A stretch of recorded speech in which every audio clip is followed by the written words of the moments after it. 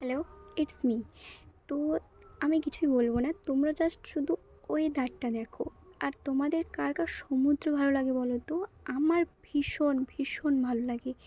এখন এক্সাম চলছে, তো আমার এক্সাম পড়েছে কাকদ্বীপে। তো তাই আমাদের কাকদ্বীপ যেতে হলে এই নদী পার করে যেতে হয়। কয়েকদিন এক্সাম চলছে, তো তাই তেমন ভিডিও টিডিও করতে পারছি না। তো এই দিন এই ভিডিওগুলো করে রেখেছিলাম, তাই ভাবলাম আজকে আপলোড করে দিই। তো সত্যি বলতে এতটা ভালো ওয়েদার ছিল, পরীক্ষা দিতে যাওয়ার আগে জাস্ট মনটা মানে একদম ফুরফুরে হয়ে গেল। এক্সাম দিয়ে বাড়ি আসার সময় তো আমাদের এখন বলতে নদীতে জোয়ার ভাটার সিজন চলছে, দেখতেই পারছো কতটা চড়া পড়ে গেছে। আর বিকেলের মরশুমটা দেখো, এটা সন্ধ্যের দিকে। তো আমরা যেতে পারছি না, কারণ 8:30টার আগে কোনো ভেসেল দেওয়া নেই। তো ট্রলার দিয়ে যাবো ভাবছিলাম, ওটাও হবে না, এতটা চড়া পড়ে গেছে।